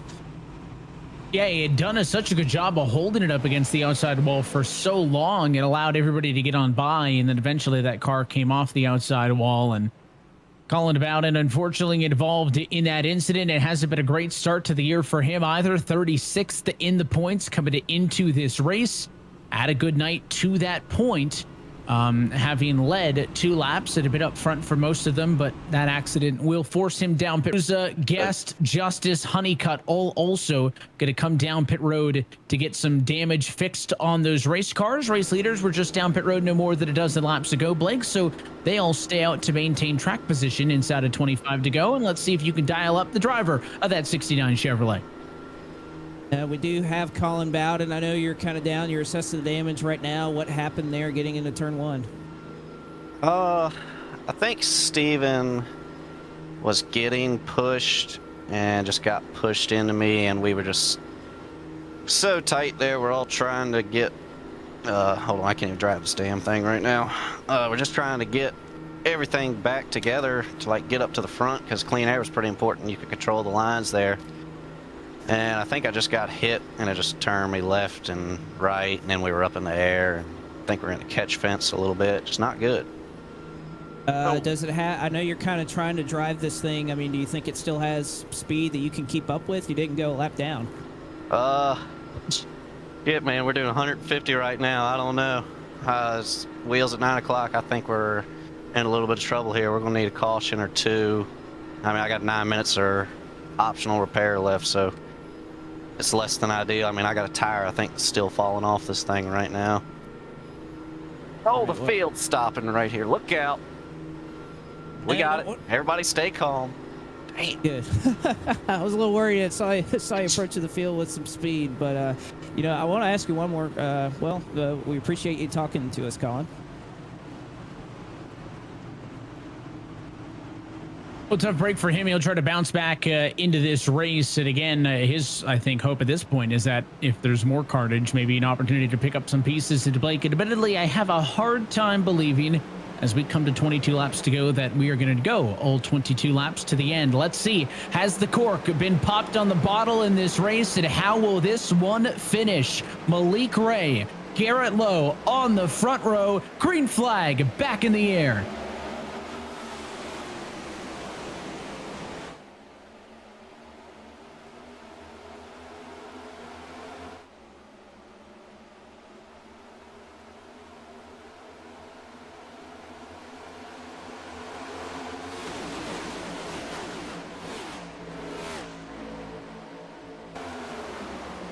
Up front to the outside, Ray gets in front of the 15 machine, so they're going to lead the top. Look at the move by the 55. Salas goes to the third lane. He'll get undercut. The 43 car of Femi Olat making money moves to the inside. And he's doing it with the Charlotte Phoenix teammate in Graham Boland, as they were 4 wide on the front straightaway. And as much as we say it, well, I don't think that is the last time we may say 4 wide in the closing 20 laps of this race. Malik Ray able to hold steady out front, but Wilson getting one heck of a shove from Jordy Lopez up front, as they're still 3 wide behind him. They're nearly wrecking down to the apron on the front straightaway. 4 wide yet again. And the issue with the 4 lanes is that they're not really designated lanes. It changes every time they come in or come out of a corner. Caution behind your race leaders, the lead pack, and there it is. Not a good 10 laps for eRacer. This time it's Keister. And this was further back in the pack, around the 25th position or so. And I know we kind of saw that stack up into turn 1, and Bowden gets a bad shove, and kind of same song, different dance here for Bowden with just a vicious checkup in the middle. Again, they were 4 wide in front of them. Keister checks up for it, and I believe it was McKissick who didn't really have anywhere to go with that. Let's take a look. The 42 car is in the middle of the racetrack. Up the road, the 77 of Doucette, but you're looking for that 36 of McKissick on the bottom, and there's the checkup, and yeah, just kind of knocked the 42 down. He may have tried to make a little bit of a move to the inside to avoid the contact, and at that point, McKissick had such a run that contact was really unavoidable there, and you saw Keister sideways in front of the pack. A couple of other cars get a little bit of damage. I think he took a chunk off of the 27 of Cody Bias. Again, only a couple of cars involved in that one, but it does put us very quickly now under our second yellow of the night. Nearly got tagged again by Caden Honeycutt, but I think this wreck for Keister is not near as much of a detriment as it was for Colin Bowden, who at least has an opportunity to get some more damage fixed. But I think Keister didn't hit the wall too hard at all. I think he should be all right with this one. Still no decisions for the drivers up front. They all want to stay out and protect their track position. Let's see what Ryan Luza saw in all of this. He was riding behind the contact off into turn 1.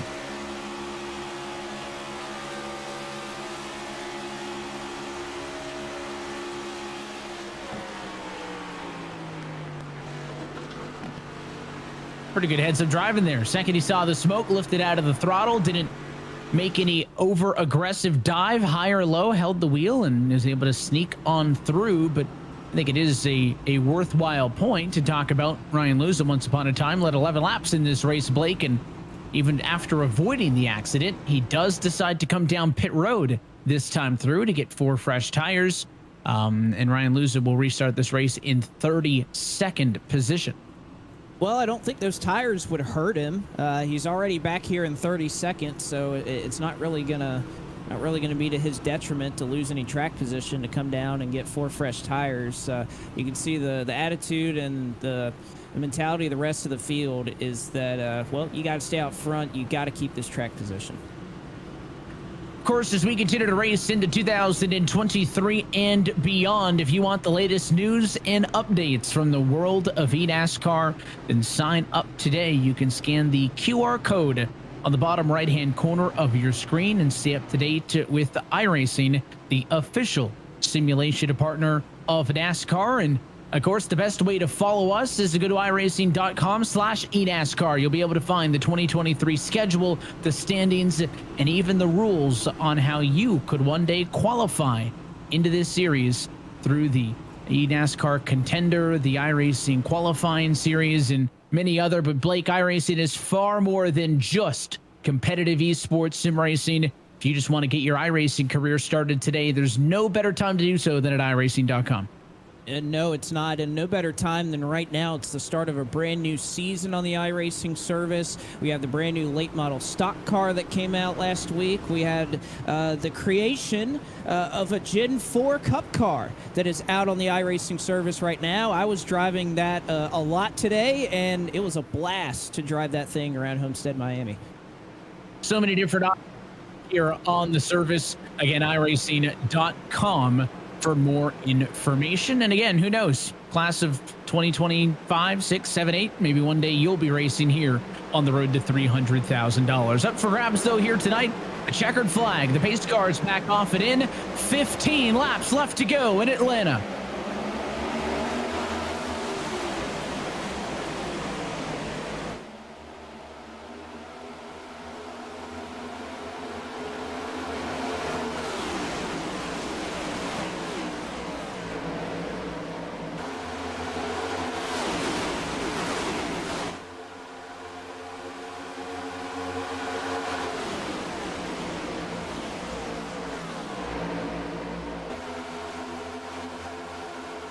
Malik Ray says you got to take that when it's open, as he's aggressively third in line up on the outside of the racetrack. First lap led, though, for the number 11 Toyota of Parker White. The micro center entry for Tony Kanani Sports leads on the inside. Oh, it isn't going to work. No, but he makes it happen as no, Parker's going to get turned, and he brings Casey Kerwin along with him as White made the shove, and there was nowhere to go for Kerwin. Your defending champion is involved. Malik Ray has some damage as well, and Parker White tried to make the move. He did. And then 4 wide heading into turn 3. I don't think that was a formula that was going to work out. Heck yeah, they weren't 4 wide. They were 5. You could maybe even say a scattered 6 if you really wanted to heading into turn 3. That was never going to work. Yeah, Parker lost the lead just as quick as he got it, as he got loosened up off of the nose of the number 15 to Bashid behind him of Garrett Lowe, and then it all unraveled so quickly as they went down the back straightaway and off it into turn number 3. Again, all it takes is one driver to get a little bit out of line, and the floodgates open. And I think, again, a second look at this will show that probably an avoidable accident, but no one's lifting at this point in the race, right? This, maybe we get away with it 12 laps in, not with 12 laps to go. And first, Blake, we'll look at it from high above, right? You'll see the 11. When they come off of 2, he's going to get loosened up by the 15. That's fine. They catch it, and then watch the 95 of Kerwin. He's going to get pushed by the 43 machine behind all the way through that 11 car, and I think that's really what finished them off. Yeah, it's hard to really point to one driver and say, well, if you could have done this differently, we would all be okay. It was... I mean, Kerwin was kind of at the mercy of whoever's behind him, and which was Femi Olot, and Olot's being shoved. It's just a case where everybody's going for the same piece of real estate all at the same time. This is Michael Conti, who was a little bit further back. You see a lot of drivers, as soon as they see smoke, Michael Cozy Jr. down there, they go right down to the bottom. So does Conti. Cozy got tagged down there, but it looks like he saved it. But that's kind of a smart decision with this banking and how it funnels. You see smoke, immediately go down to the bottom as we watch Zach Novak too. And this Kevin Harvick throwback, he's in the middle of it all and just nowhere to go. Thought he might have had a fighting chance, and all the way to a stop as the track was blocked in front of him. A tough break for him there, and after getting relatively lucky with a small car count of those first 2 yellows, Blake, that's not the case in this third one. It was a big accident, and it all started when that 11 of Parker White, who was leading this race, got pushed to the middle and then hit from behind. You've got him dialed up. Well, Parker, we saw you make that move off at turn 2. You're leading that third lane. Is there any way to kind of describe what happened to you entering turn 3? Yeah, coming out of turn 2, I was clear to the top, so I tried to slap in front of Steven, and I didn't quite get there, so I knew I just had to hold it in the middle, and like I just, my best option was just to hold it there, and Casey just kind of went for a hold that wasn't there, but we got some damage fixed, so we'll just keep going forward. All right, Parker, well, thanks for talking to us. We'll let you get back after it. Yep, thank you. And find himself in 30th position after that incident as he tries his best to catch up to the field, who is already coming off of turn number 2 with the lights out on top of the pace car. Can't say, Blake, I'm shocked that once we got that first yellow inside of the final 30 that it's been a lot of stop and start since then. Third yellow going to go behind us. It'll leave us with 10 laps to go on the board. Well, this is more of what we saw last night. Again, these drivers kind of have the Class A Oval Series that's available to them on Monday nights to practice, and this is kind of more what we saw throughout the entire race. These big runs, everybody was testing, trying to make some moves, and now with 11 laps to go, again, this is a race and a track where anybody can win at, and everybody knows how valuable that is to trying to make the playoffs and win this championship. Pace car off and in. How many more laps inside of the final 10 will be under green as the chaos ramps up late? Green flag back in the air, and it is a really good jump for the inside. Wilson pulls clear, and so does the 15 at Garrett Lowe. He'll jump from 3rd to 2nd. They've got the advantage on the inside.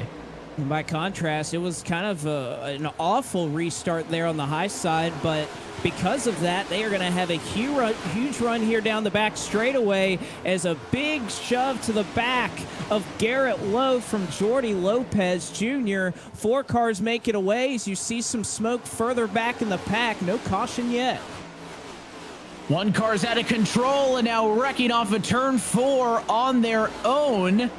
No caution, though. It's Derek Justice. This race stays green, though. Up top, 6 cars with the advantage as they ring off of turn number 2. It's the 10 car leading the way, followed by Lopez Jr. in third, Vicente Salas, Bolin, Duval, and so many more in the mix. But they're all chasing Wilson. He leads the top side. Bolin leads the inside.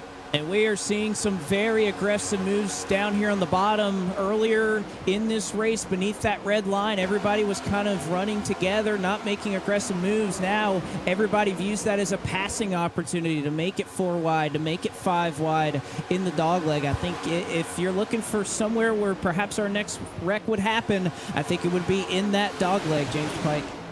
Yeah, quick note from Jordy Lopez. He's been asking whether or not it's worth it to try and go to the bottom, and his team, Seth the Merchant, Christian Peterson on the box floor, they have been repeating constantly, do not leave that outside line. That's where the momentum is going to be on corner exit. It's the outside that they think they're to win this race, so he's going to stay up there. The question will be whether or not he can get around Garrett Lowe and Steven Wilson to try and take the checkered flag home.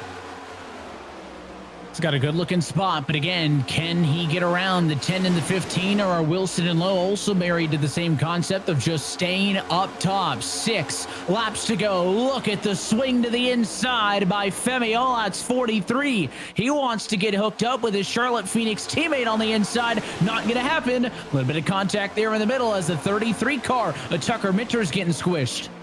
And they're exactly right. I totally agree with what Jordy Lopez Jr. and his team was saying. They are formed up top. They're 2, they're 3 wide behind them. This is exactly what they need. But if you're Steven Wilson, you have to start to play through the end of this race in the back of your mind. Where is the move going to come from? Where are you going to block? And at the end of the day, when that second place driver has a run at you, are you going to stay committed to your lane? Or are you going to try to block him? What are you going to do? I'm sure those are the things that Steven Wilson has to be thinking about right now. Solid 3 lanes of traffic from about P5 on back. Until you get there, though, it's the outside, the place to be. A little bit of a puff of smoke. There goes the 2 car. Vincent's into the outside wall. Femi Olat goes with him. It is another big mess on the front straightaway, and this race is headed to overtime.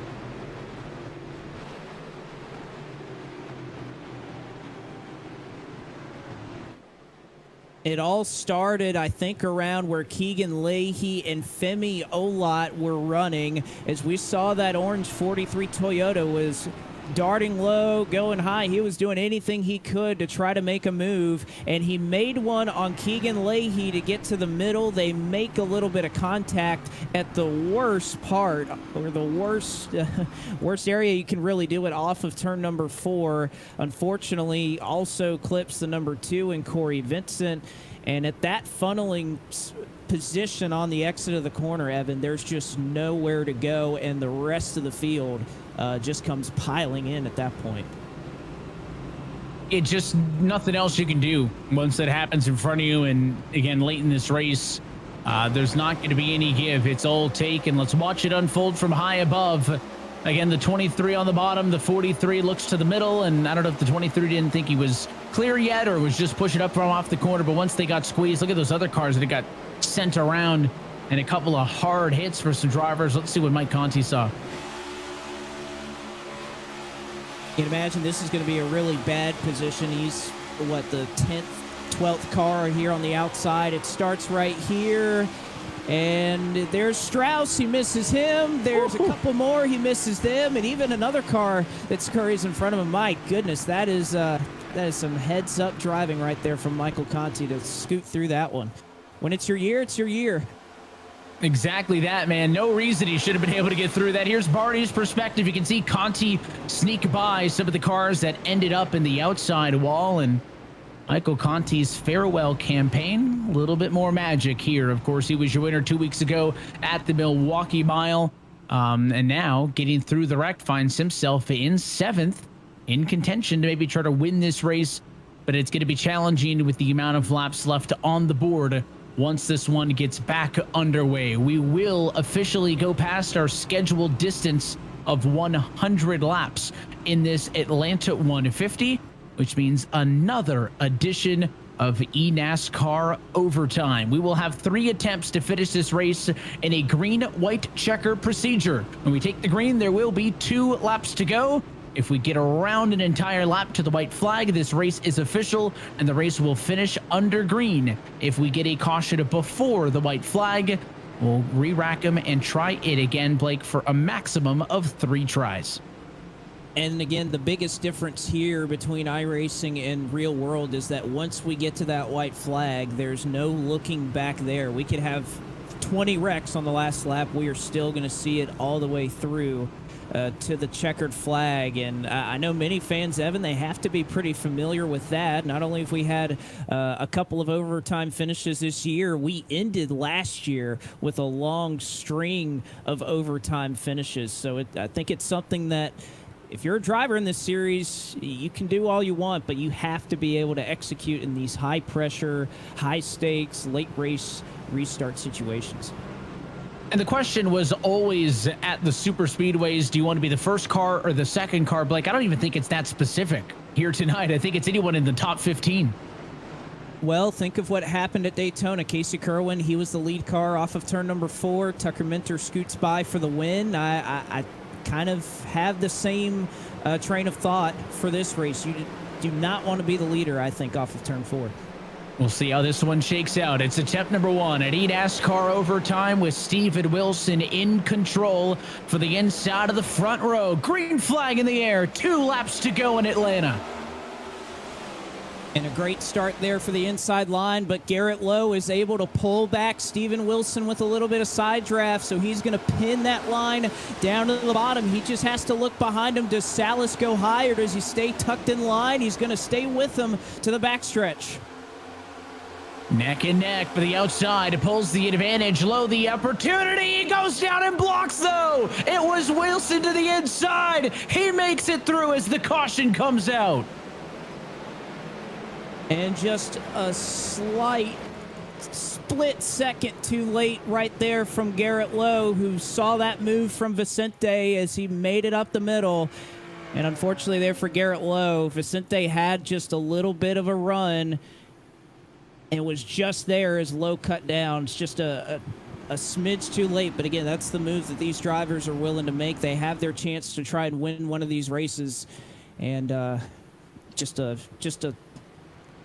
I feel bad for Garrett Lowe trying to go to victory lane there. Nothing else he can do besides try to make the block, but that 55 made the movement first. I think a key to look for is that guy right there, the 10 of Steven Wilson, was still on the inside of the 55 of Salas. So as Salas makes this move, Salas cannot go all the way to the red line because the 55 is still underneath him. Watch the 10, watch the 55, right? It's nobody in the middle, but still on the bottom, still on the bottom. So when he goes low, he can't keep chasing it even lower when the 15 makes the block. Eventually, he has to hold his ground, and the 15 keeps coming. That's exactly right. And again, that's just one of those moves that if, you're Garrett Lowe, you kind of almost maybe think about giving up that spot. You'd be the leader of the outside line on the white flag lap. That's not a bad position to be in. This is Alan Bowes, a couple of bumper cars here, and well, he keeps rolling, all things considered. I think you can be pretty happy there if you're Alan Bowes. And by the way, Colin Keister, didn't he spin a couple laps ago? He's in 5th right now. I mean, where in the world did he come from? Goes to show you that it is never over until the very end. Keister pitted only 18 laps ago. Most of the cars up here pitted 36, 37 ago. Of course, not what Garrett Lowe wanted there. Not at all. And Garrett, kind of walk us through what happened there into turn 3. Honestly, have no clue. Spotter said run coming middle a little bit, but stay top, and I stayed top. I don't know if it's the right call or the wrong call, but just got turned. So not sure. Just disappointing. Had a really bad, fast, big green egg Mustang. So try to pick up the pieces here with one to go. All right, Jim. Well, or Garrett, thank you for talking with us. A driver out of Jim Beaver Esports who came up so close right there, Evan, to pulling off a winning move. It was not that far away from looking for career race win number 3. It will not happen here tonight at Atlanta. So we roll on to our second of 3 attempts, and I think in this race, especially, Blake, was very clear to make it well known that we had maximum of 3 attempts because you're pushing it now. We'll try it again. Same rules. Of course, if we get to the white, this race is official. Of course, in sim racing, there are no concerns with getting safety vehicles onto the racetrack. If you get to the white, that's it. Doesn't matter how long or how many cars make it through that final lap. We're doing it. Going to the checkers. But they got to get there, and we'll try it again.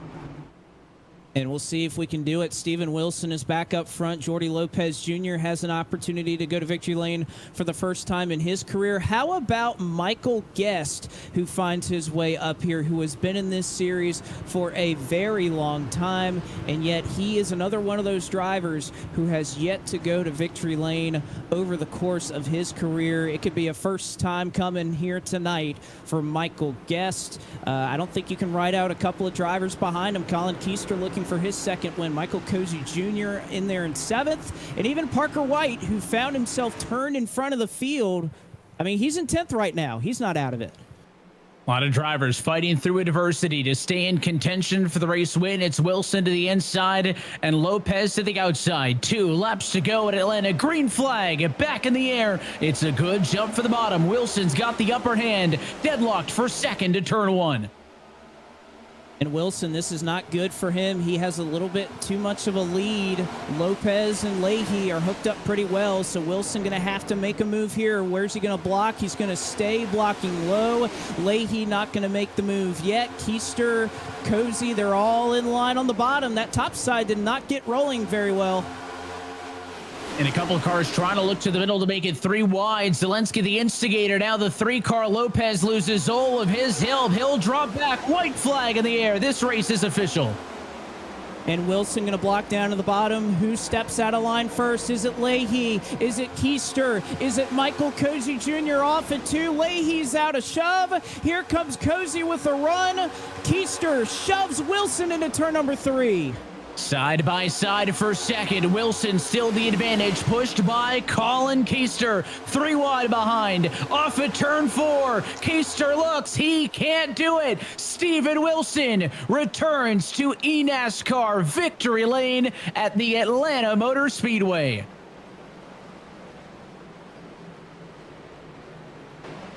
We talked about how much you may not want to be a leader on the last lap, and Wilson is able to get it done, restarting from the top spot. And not a great start to the year for Steven Wilson, who's beneath 30th in points, but that win, if he can catch up in the standings, will lock his way into the playoffs later this season. And he will celebrate on the front straightaway. This winning moment is brought to you by Coca-Cola, the official fan refreshment of eNASCAR. And when you talk about his 4 race wins last season, Blake, now a race win here this year in round 3, Steven Wilson is one of the winningest drivers at this level of the last 2 years. And it's so impressive what he's been able to do. And we talked about his rookie year, how much he showed a lot of potential and that this could be a sign of things to come. And yet, like you mentioned, he has been to victory lane at all different types of racetracks, road courses, super speedways. Steven Wilson is somebody that can get it done anywhere.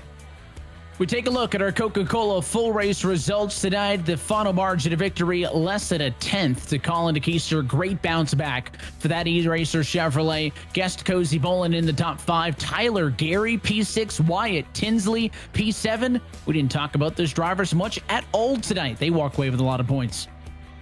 They do. Dylan Duvall, who led more laps than anybody tonight, still able to bring in home 8th. How about Parker White for Tony Kanaan Esports? 2 top 10 finishes for both of those drivers. And back in the midfield, of course, story is a lot of drivers who wish they had gotten more out of this one, right? I mean, Bobby Zelensky had an opportunity to lead a lap. He gets an okay finish in 17th. You go even further back. A lot of drivers who started in the top 10, right? Finish in the 20s, including your pole sitter, Ryan Luza, led 11 laps. Vicente Salas, Garrett Lowe, they all led laps, but don't walk away with a ton to show for it. No, they don't. And even further down the running order, Malik Ray, Casey Kerwin, some drivers that had such a great chance to win this race. Let's take a look at our Coca-Cola move of the race. And of course, it all came down to the final restart. Again, we kept saying maybe you don't want to be the leader. It was a good jump. That was key. And then as he had the advantage off into 1 and 2, you knew they were going to close in on him, and it was a whole lot of defense.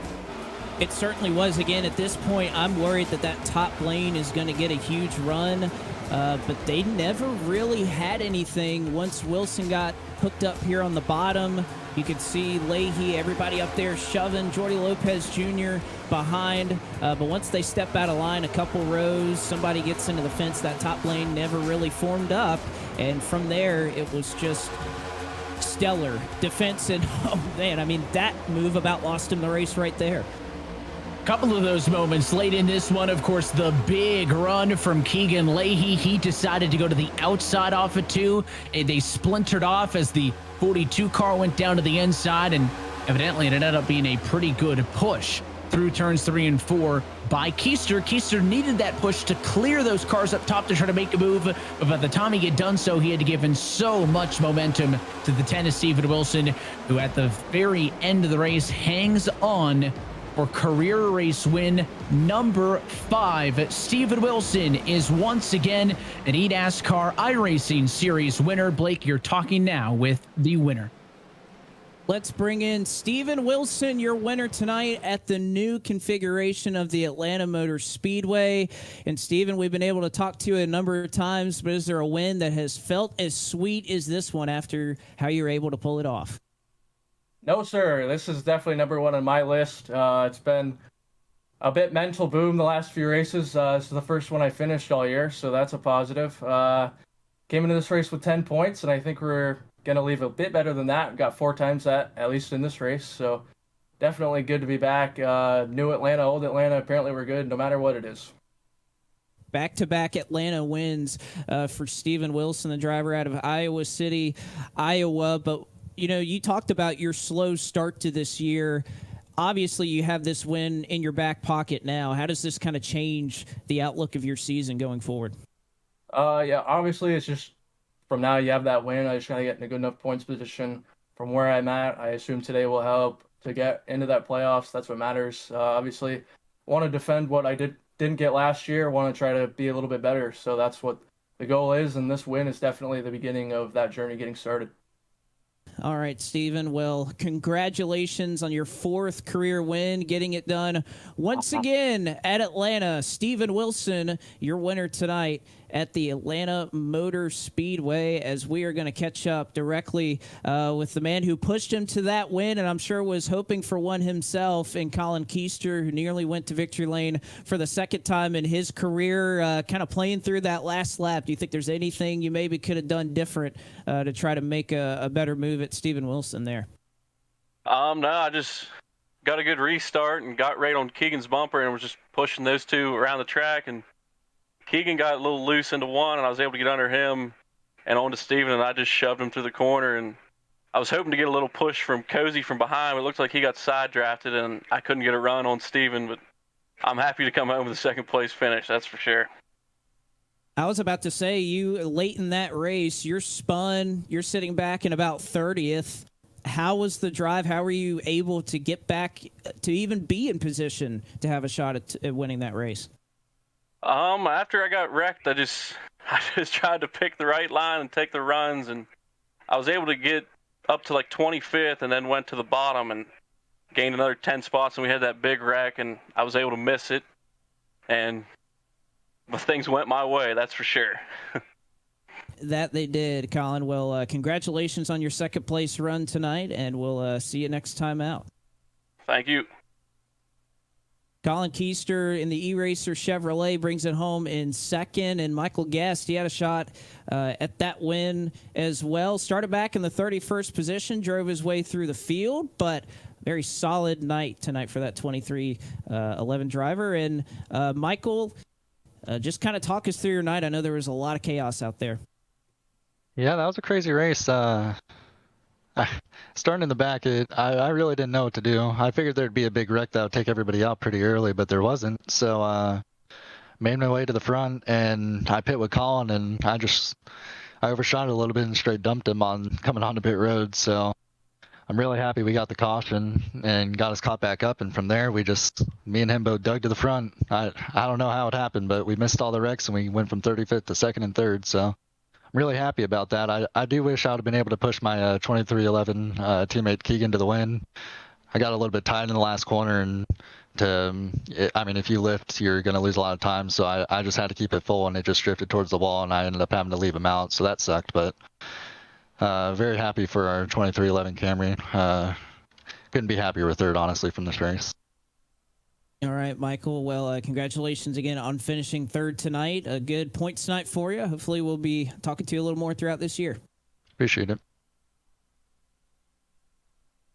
Well, big thanks to our top 3 drivers for giving us a little bit of time, and we completely shake things up for another first of the year, because in 2 weeks' time, Blake, we are going short track racing at Richmond. And this is personally probably my favorite track on the service, just a track that I've loved. It's an amazing track where you have multiple grooves, you have all sorts of options. It's really a driver's racetrack, and I think even here in the eNASCAR Coca-Cola iRacing Series, we've seen a handful of great finishes at this racetrack over the previous couple of years, and I don't think 2 weeks' time it should be any different. And we're looking forward to everybody joining us for that one. But until then, that is it for us here tonight for iRacing's virtual Atlanta Motor Speedway. Want to say a big thanks on behalf of everybody behind the scenes that makes this broadcast possible, as well for the teams over at iRacing and NASCAR. But for your broadcast team tonight, for James Pike on pit road, for Blake McCandless, and myself, Evan Pasoko, want to say thanks for tuning in and congratulate Steven Wilson, the third-year driver with this race win, is now tied for 9th on the all-time wins list. We're 3 races in. We've had 3 different race winners. Will the trend continue? We'll be back in 2 weeks' time on Tuesday, March 28th for the virtual Richmond Raceway. That race and every race of the eNASCAR Coca-Cola iRacing Series can be found exclusively here on the iRacing Esports Network. Until then, good night from Atlanta.